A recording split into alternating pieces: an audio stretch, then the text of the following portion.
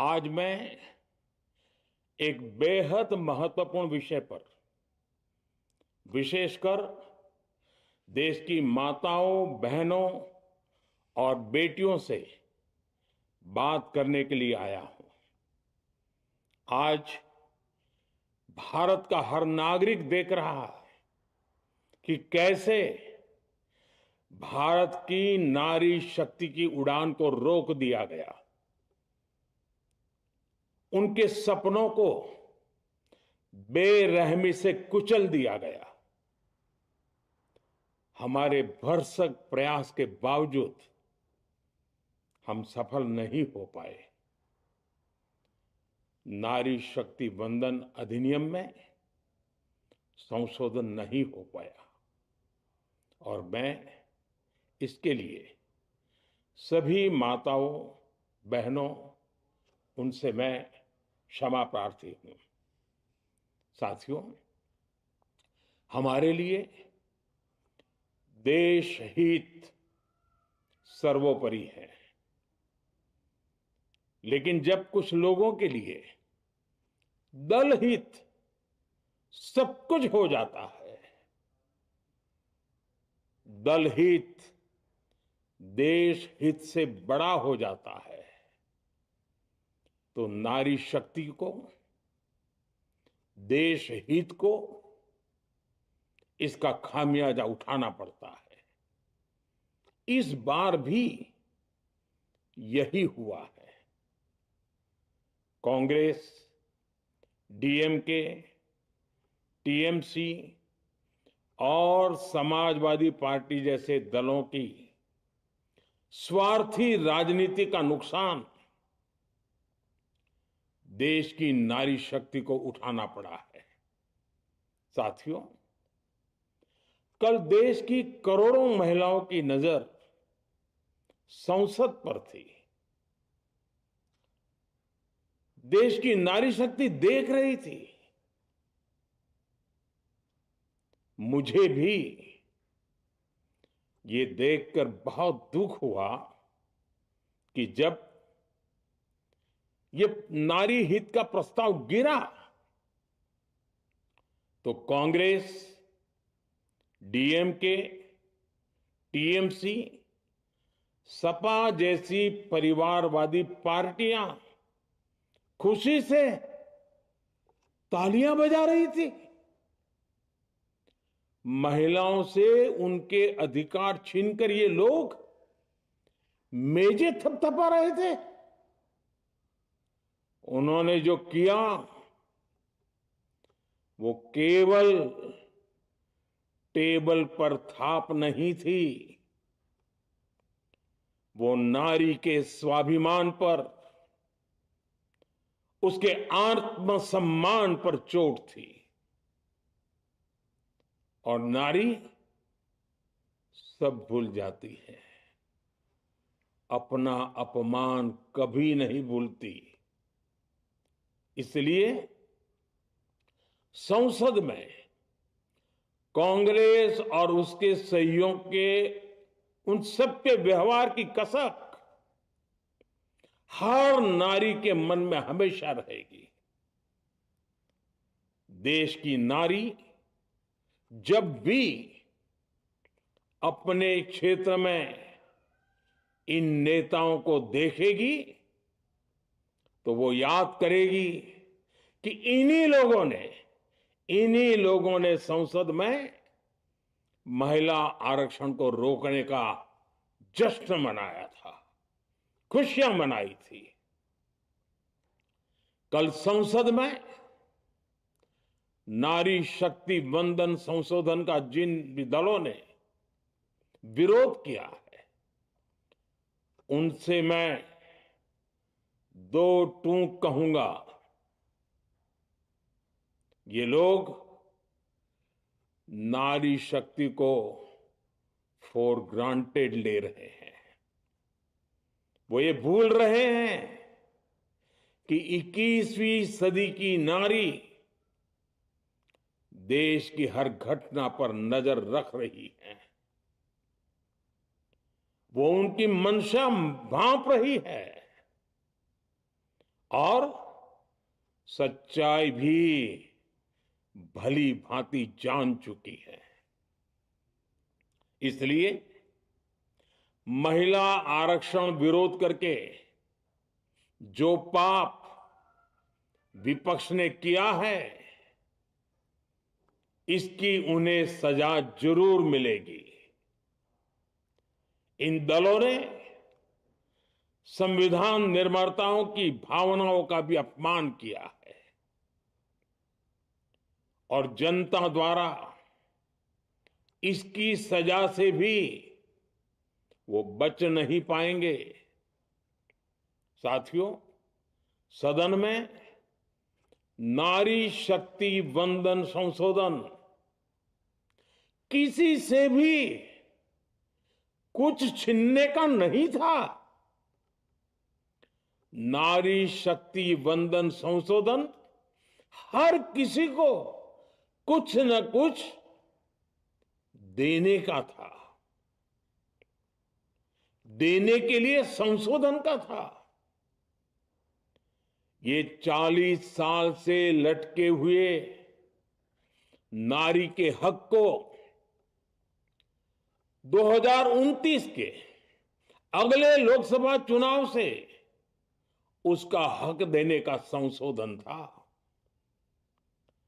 नारी शक्ति वंदन संशोधन 21वीं सदी के भारत की नारी को नए अवसर देने, नई उड़ान देने, उसके सामने से बाधाएं हटाने का महायज्ञ था। देश की 50% यानी आधी आबादी को उसका अधिकार देने का साफ नियत के साथ, ईमानदारी के साथ किया गया एक पवित्र प्रयास था। नारी को भारत की विकास यात्रा में सहयात्री बनाने और सबको जोड़ने का प्रयास था। नारी शक्ति वंदन संशोधन समय की मांग है। नारी शक्ति वंदन संशोधन उत्तर, दक्षिण, पूरब, पश्चिम सभी राज्यों की, हर राज्य की शक्ति में समान वृद्धि का प्रयास था। ये संसद में सभी राज्यों की आवाज को अधिक शक्ति देने का प्रयास था। राज्य छोटा हो, राज्य बड़ा हो, राज्य की आबादी कम हो या राज्य की आबादी ज्यादा हो, सबकी समान अनुपात में शक्ति बढ़ाने की कोशिश थी। लेकिन इस ईमानदार प्रयास की कांग्रेस और उसके सहयोगियों ने सदन में पूरे देश के सामने भ्रूण हत्या कर दी है, भ्रूण हत्या कर दी है।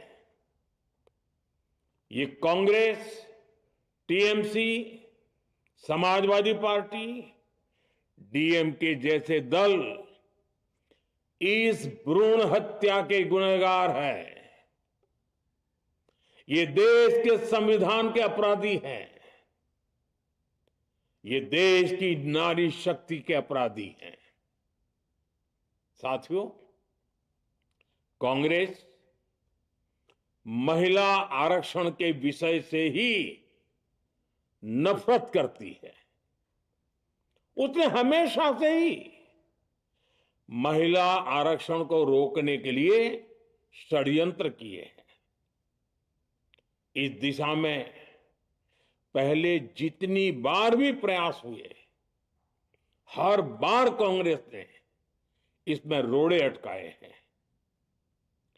इस बार भी कांग्रेस और उसके साथियों ने महिला आरक्षण को रोकने के लिए एक के बाद एक नए झूठ का सहारा लिया। कभी संख्या को लेकर, कभी किसी और तरीके से कांग्रेस और उसके साथियों ने देश को गुमराह करने की कोशिश की। ऐसा करके इन दलों ने भारत की नारी शक्ति के सामने अपना असली चेहरा सामने ला दिया है, अपना मुखौटा उतार दिया है। साथियों, मुझे व्यक्तिगत तौर पर आशा थी कि कांग्रेस अपनी दशकों पुरानी गलती सुधारेगी। कांग्रेस अपने पापों का प्रायश्चित करेगी। लेकिन कांग्रेस ने इतिहास रचने का, महिलाओं के पक्ष में खड़े होने का अवसर खो दिया। कांग्रेस खुद देश के अधिकांश हिस्सों में अपना वजूद खो चुकी है। कांग्रेस परजीवी की तरह क्षेत्रीय दलों की पीठ पर सवार होकर खुद को जिंदा रखे हुए है। लेकिन कांग्रेस ये भी नहीं चाहती कि क्षेत्रीय दलों की ताकत बढ़े। इसलिए कांग्रेस ने इस संशोधन का विरोध करवाकर अनेक क्षेत्रीय दलों के भविष्य को अंधकार में धकेलने का राजनीतिक षड्यंत्र किया है। साथियों, Congress, Samajwadi party, DMK, TMC और दूसरी पार्टियां इतने वर्षों से हर बार वही बहाने, वही कुतर्क गढ़ते आए हैं, बनाते आए हैं। कोई न कोई टेक्निकल पेंच फंसाकर ये महिलाओं के अधिकारों पर डाका डालते रहे हैं। देश राजनीति का ये भद्दा पैटर्न बराबर समझ चुका है और उसके पीछे की वजह भी जान चुका है। भाइयों बहनों, नारी शक्ति वंदन अधिनियम के विरोध की एक बड़ी वजह है इन परिवारवादी पार्टियों का डर। इन्हें डर है अगर महिलाएं सशक्त हो गई तो इन परिवारवादी पार्टियों का नेतृत्व खतरे में पड़ जाएगा। ये कभी नहीं चाहेंगे कि उनके परिवार के बाहर की महिलाएं आगे बढ़े।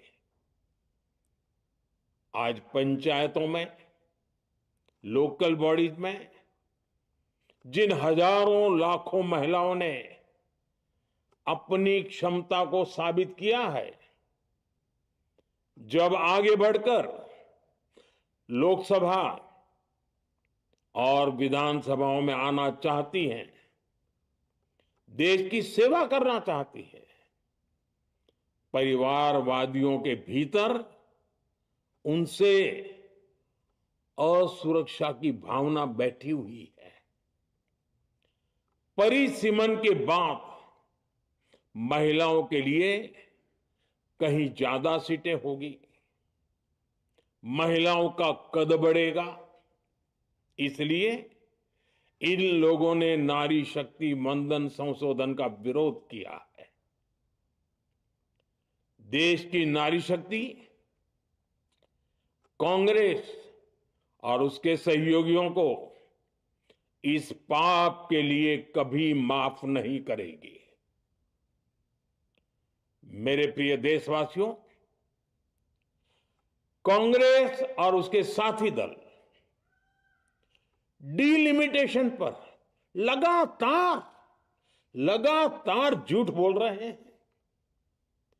ये इस बहाने विभाजन की आग को सुलगाना चाहते हैं, क्योंकि बांटो और राज करो, कांग्रेस ये पॉलिटिक्स अंग्रेजों से विरासत में सीख कर आई है और कांग्रेस आज भी उसी के सहारे चल रही है।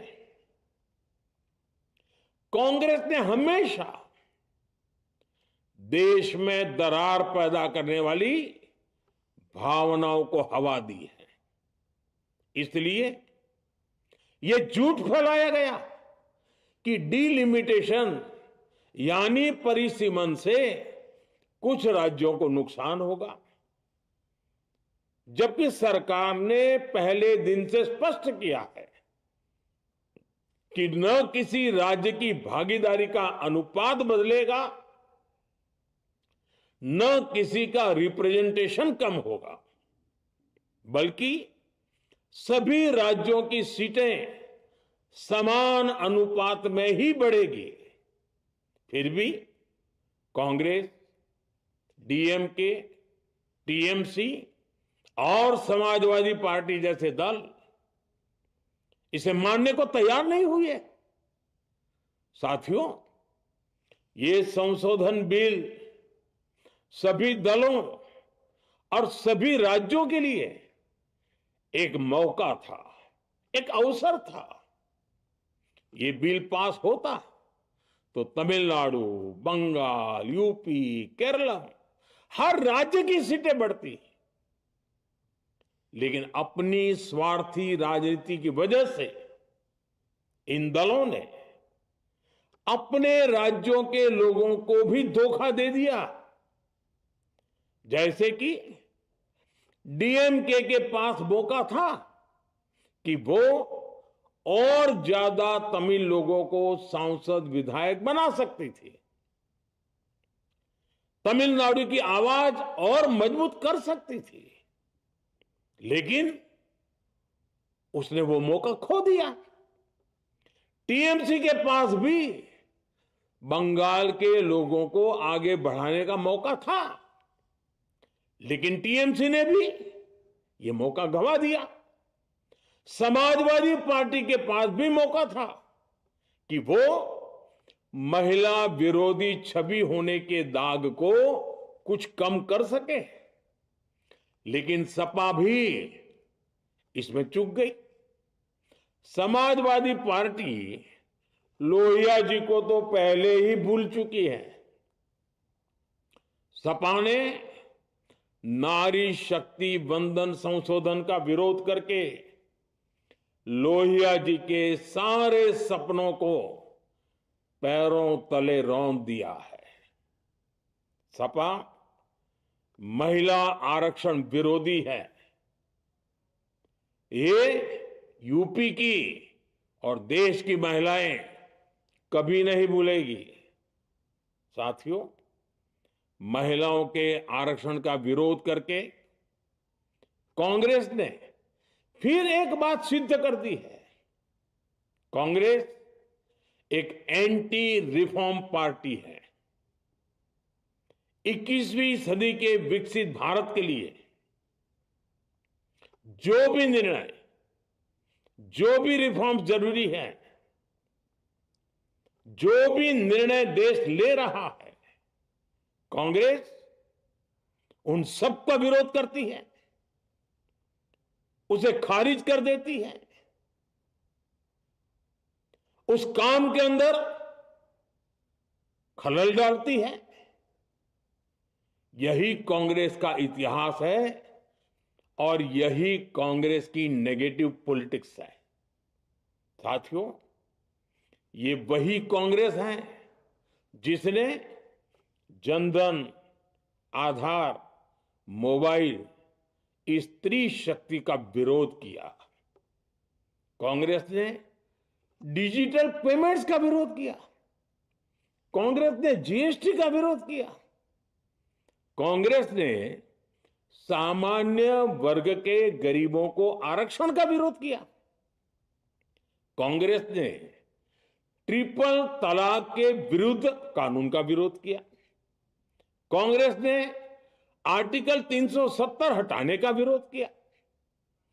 हमारा संविधान, हमारे कोर्ट जिस यूनिफॉर्म सिविल कोड, समान नागरिक आचार संहिता को, यूसीसी को जरूरी बताते हैं, कांग्रेस उसका भी विरोध करती है।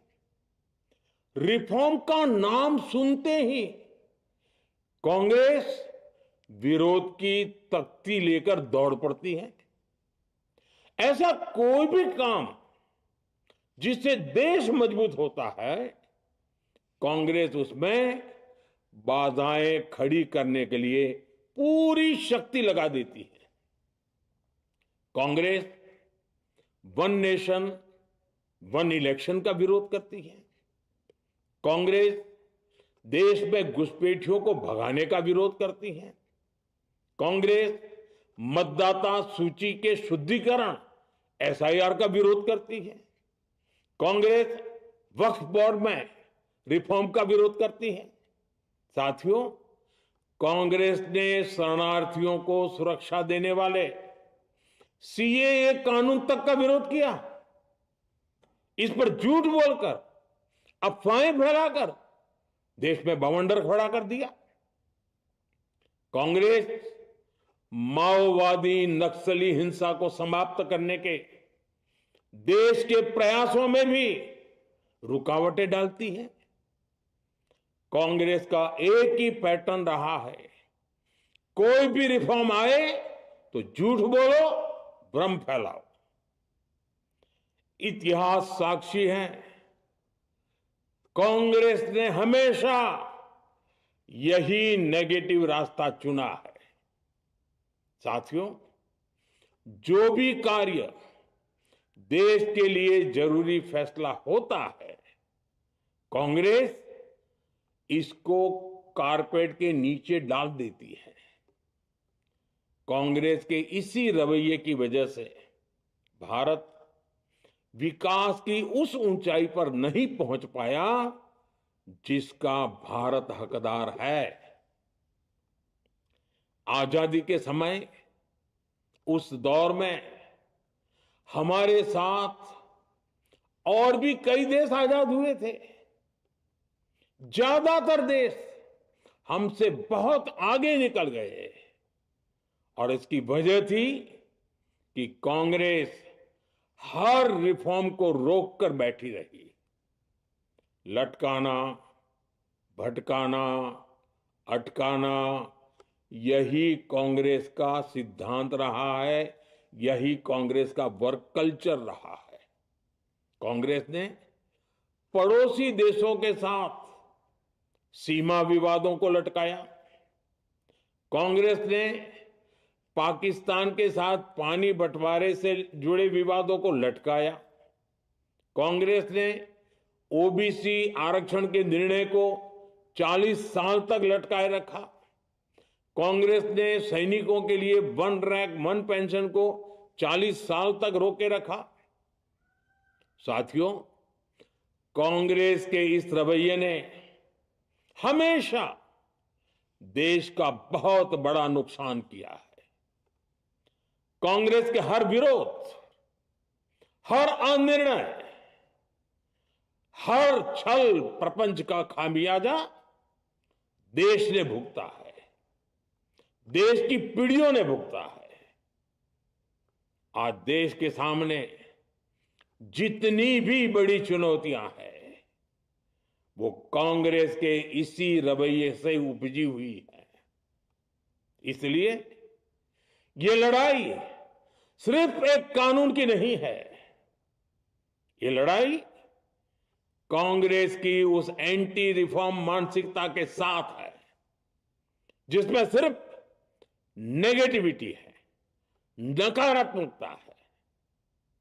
और मुझे इसमें कोई संदेह नहीं है कि देश की सभी बहनें बेटियां कांग्रेस की इस मानसिकता को करारा जवाब दे के रहेगी।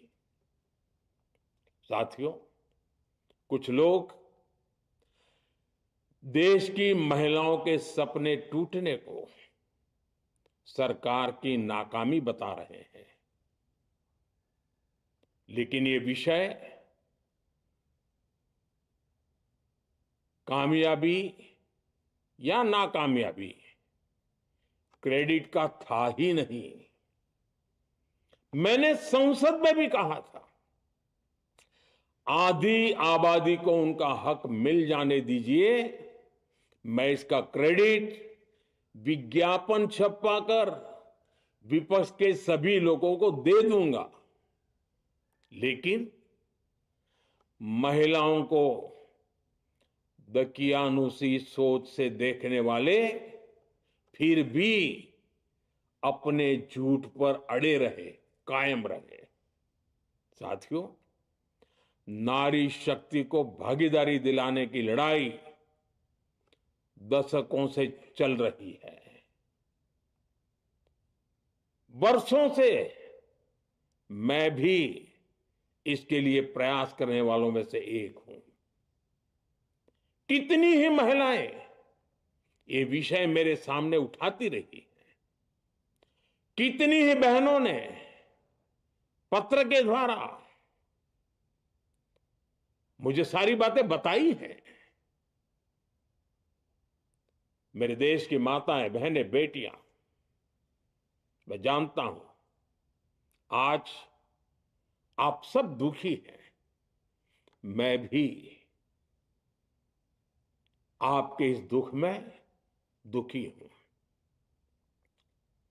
आज भले ही बिल पास कराने के लिए जरूरी 66% वोट हमें नहीं मिला हो, लेकिन मैं जानता हूं देश की 100%, 100% नारी शक्ति का आशीर्वाद हमारे साथ है। मैं देश की हर नारी को विश्वास दिलाता हूं, हम महिला आरक्षण के रास्ते में आने वाले हर रुकावट को खत्म करके रहेंगे, हटा करके रहेंगे। हमारा हौसला भी बुलंद है, हमारी हिम्मत भी अटूट है और हमारा इरादा भी अड़िग है। महिला आरक्षण का विरोध करने वाली पार्टियां ये देश की नारी शक्ति को संसद और विधानसभाओं में उनकी भागीदारी बढ़ाने से कभी भी रोक नहीं पाएंगे। सिर्फ वक्त का इंतजार है। नारी शक्ति के सशक्तिकरण का बीजेपी एनडीए का संकल्प अक्षुण्ण है। कल हमारे पास संख्या बल नहीं था, लेकिन इसका मतलब ये नहीं है कि हम हार गए। हमारा आत्मबल अजेय है। हमारा प्रयास रुकेगा नहीं, हमारा प्रयास थमेगा नहीं। हमारे पास आगे अभी और मौके आएंगे। हमें आधी आबादी के सपनों के लिए, देश के भविष्य के लिए इस संकल्प को पूरा करना ही है। आप सबका बहुत बहुत धन्यवाद।